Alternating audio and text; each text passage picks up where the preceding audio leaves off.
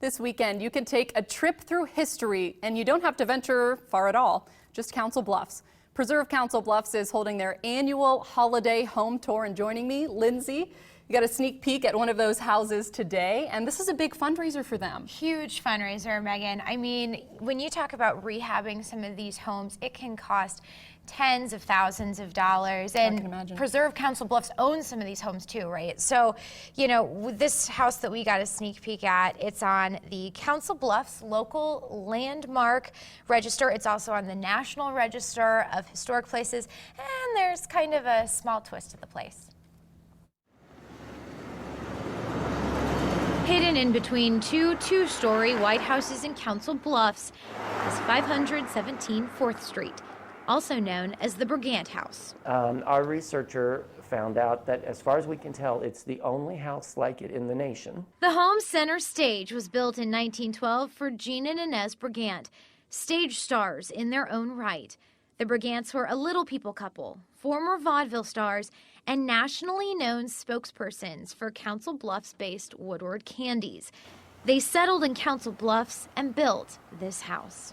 This is the dining room of the Brigant house, and the built-in sideboard that you see here is one of the features that was built to their size. The house includes custom built-ins, a fireplace, and even a bathtub that were built to accommodate the Brigant's size, each with their own neat story. Mrs. Brigant needed to leave town for some reason. She had a friend come over and stay at the house.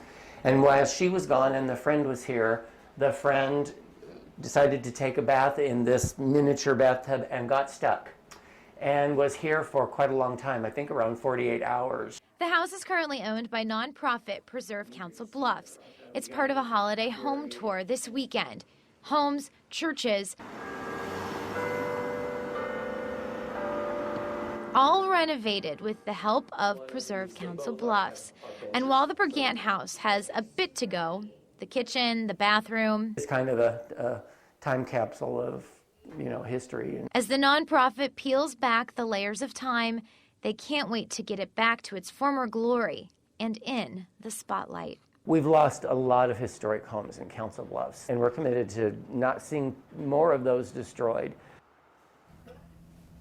And of course, we have all the information, the homes on the tours. We also have a link to where if someone sees it and they want to chime in and offer some money to help restore some of those homes, there's a GoFundMe page. That's all in line with this story. Very cool. So tours through the house. Yeah, tours through the house. So, and it's so neat to see. I mean, I'm not very tall. I'm about 5'4", but to see the size of everything, because those cardboard cutouts that you saw, like that was actual Life size of what the Brigants looked like. So, some of those bars in the fireplace were coming up to my waist. I mean, Jim, the guy in the story, is like 6'3", so that was a hoot too. Yeah. Wow, very cool. Thanks, Lindsay, for the inside look. Jim. We've got some cold temperatures here, but good news. It's going to be moderating the next few days.